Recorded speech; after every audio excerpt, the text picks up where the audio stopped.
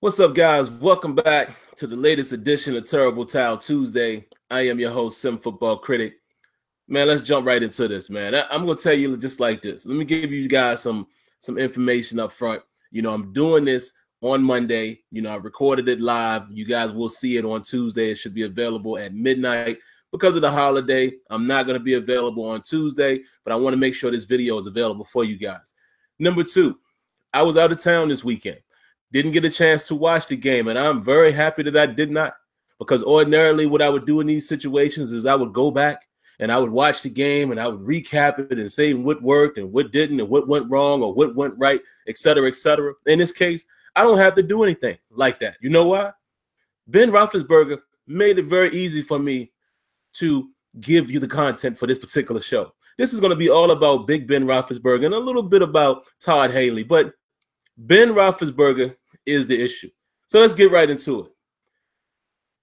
Roethlisberger threw 5 interceptions against the Jacksonville Jaguars. Wow.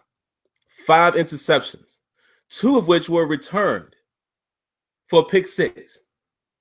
2 of them returned for a pick 6, and that's very important. I'm going to talk about that in a minute. But there's a serious problem here, guys.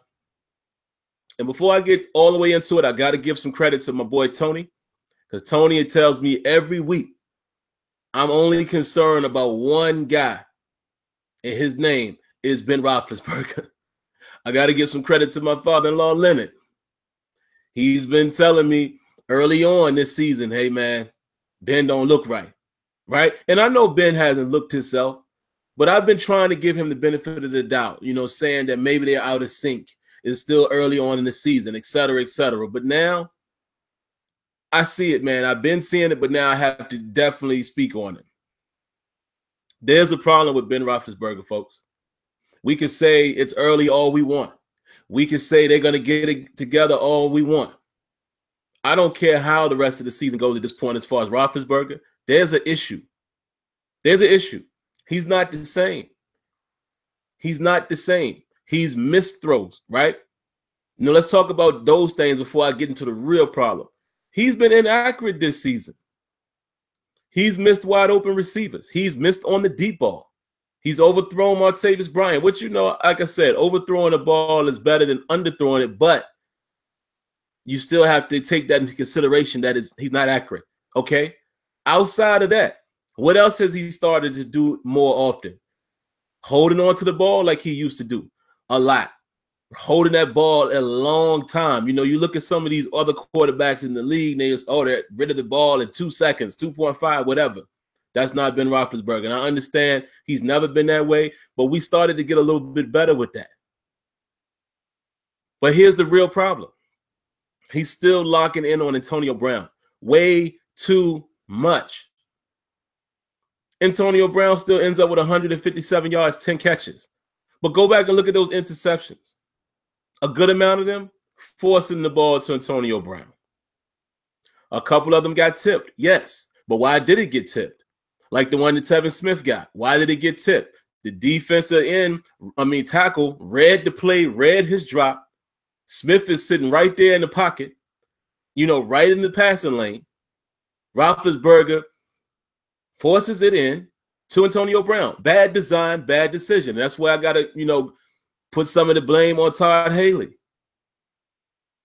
Some of these patterns and some of these passes, man, and the design in which they're trying to do it is so predictable. I'm sick and tired of this predictable offense. If we can see it, don't you think opposing defenses can see it? And I know people are going to want to put the blame on Tomlin and this and that. As the head man, you're going to get some of the credit. I get it. But what we've seen, guys, in these games that we've lost bad, you can kind of take the coach out of that situation.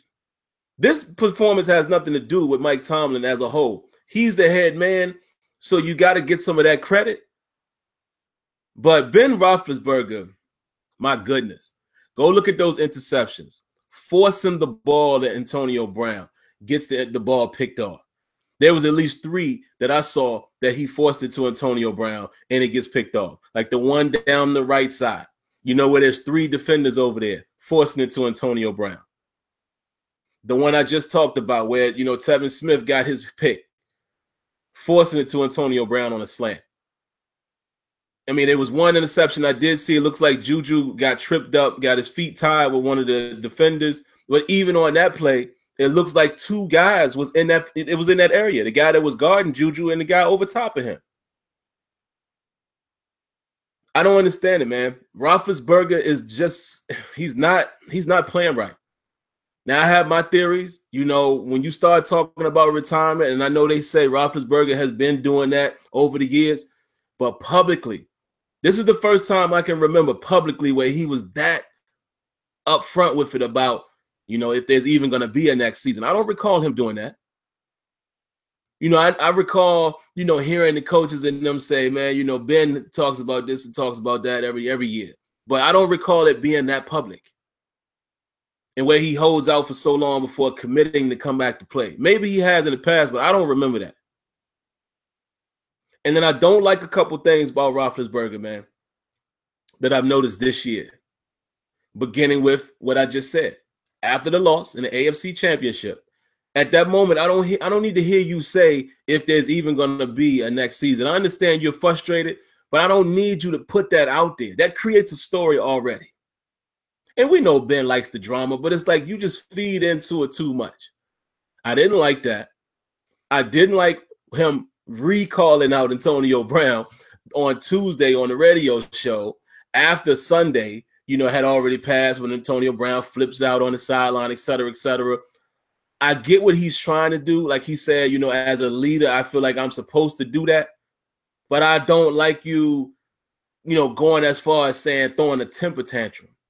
You need to do all of that. Talk about it in-house. You can mention it. He could have easily just said, yeah, you know, we got to get better in that area. We talked about it. Done. You don't have to go into great detail live. You didn't have to do that on the radio.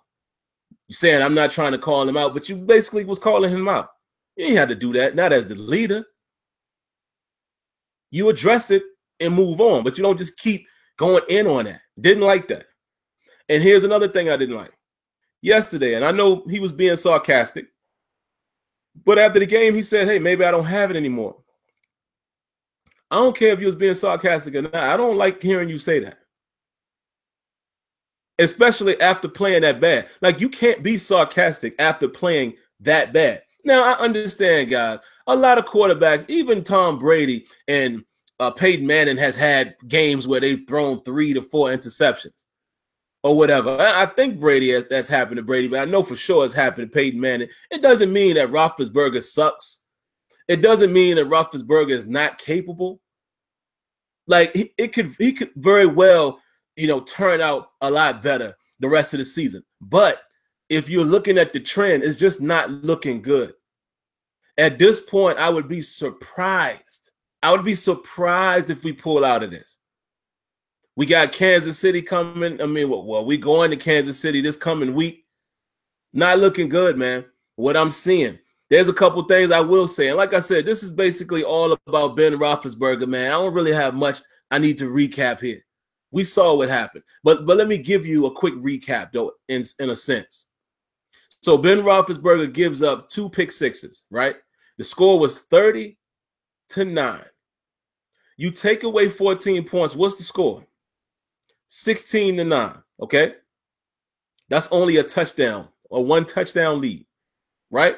You take away 1 or 2 of those other interceptions. Say you throw 1, because it's a good defense. You know, they're a great pass defense.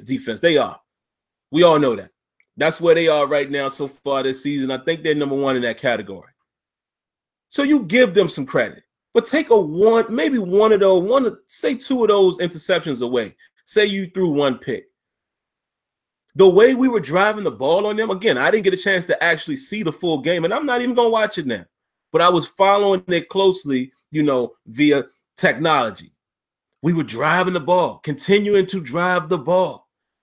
We were moving the ball big time on them. You think we wouldn't have been able to get possibly another field goal or 2 or possibly a touchdown on one of those drives when we're in the red zone?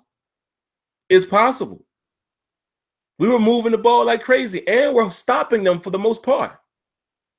So it's not impossible to think if you take some of them interceptions away, the Steelers could win the game. At one point, the game, it was tied at, not tied, but it was 7-6 at halftime. The Jags had only mustered 7 points by halftime. In the Steelers, it was 7-6. And then there was a point where it was 9-7. Clearly, the Steelers were taking control of the game. We weren't scoring touchdowns, which is still a problem for me.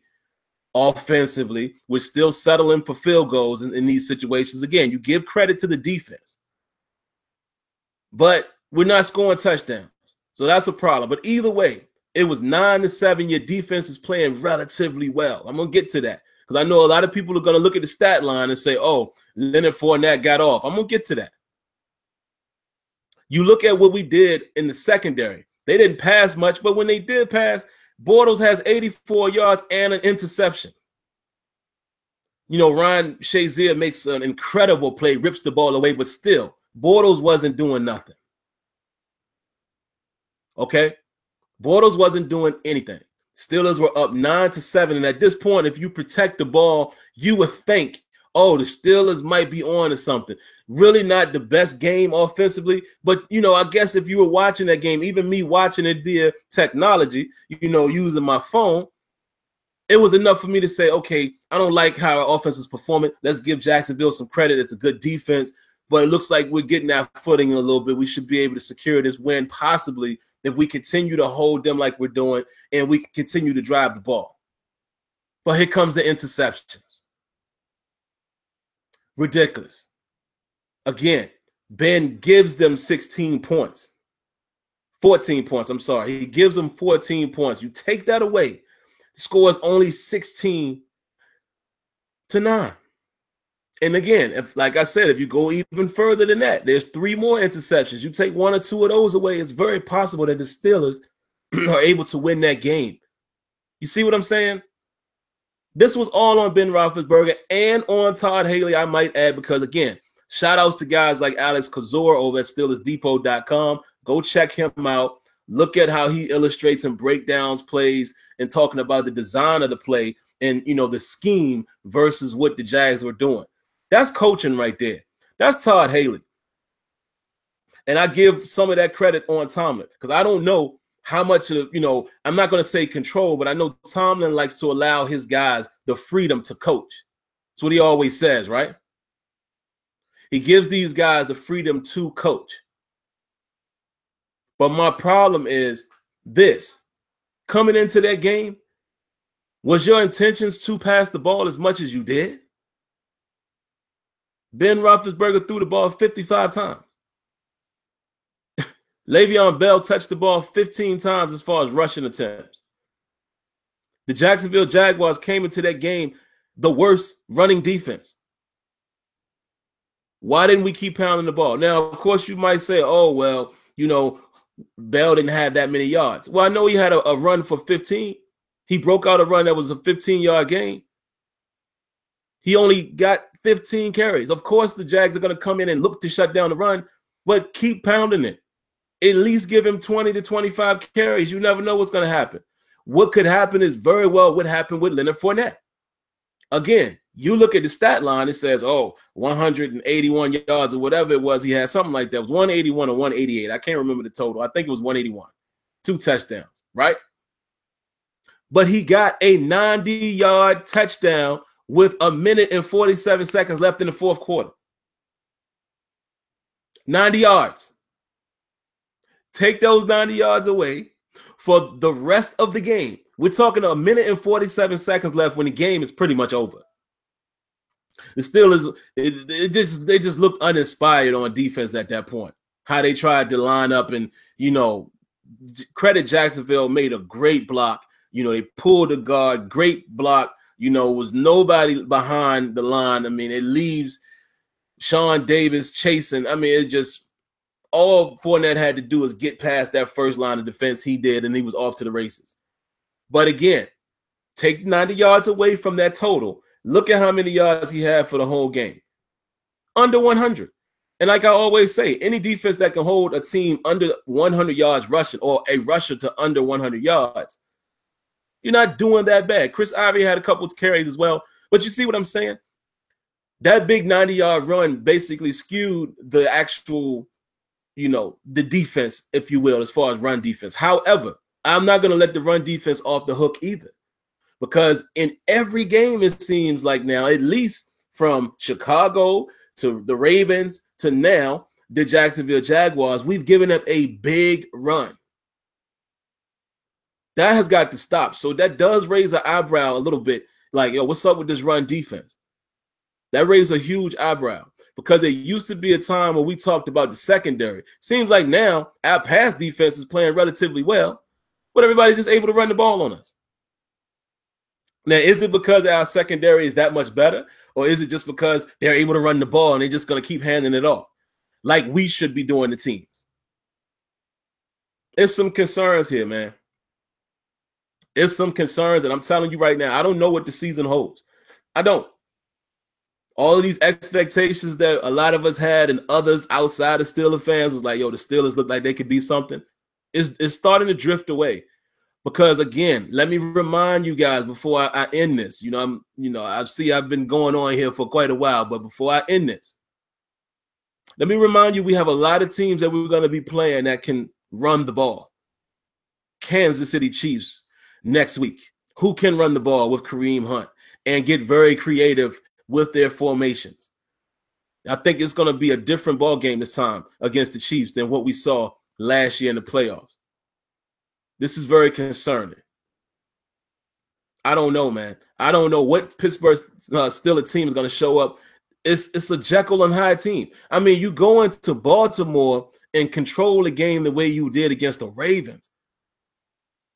And then you just lay this egg against the Jags. And like I said, I'm not taking anything away from the Jacksonville Jaguars, but the New York Jets beat them in overtime last week.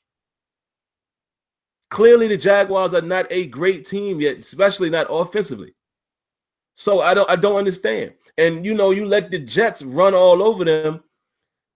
And again, I'm not going to blame Le'Veon Bell for only having 47 yards, but I will blame the plan. Only 15 carries, and I don't care whether we were down or not. Run the football. You might get yourself back in the game against the worst running defensive team. Come on.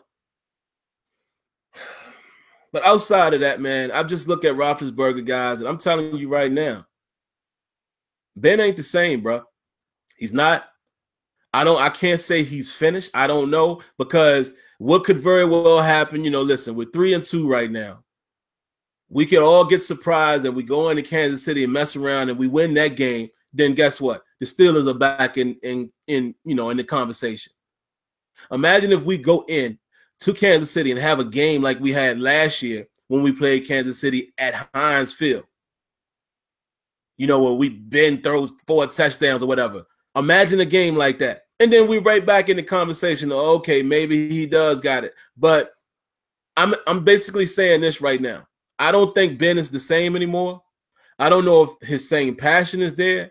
I don't know if he's having trouble reading defenses. I don't know if he's gun shy or whatever. Like, he just trying to get rid of the ball and he throws into tight situations. I don't know what it is. But I do know this. My eyes are telling me, the eye test is telling me that he's not right for whatever reason. And I'm going to feel that way until I see him surprise me.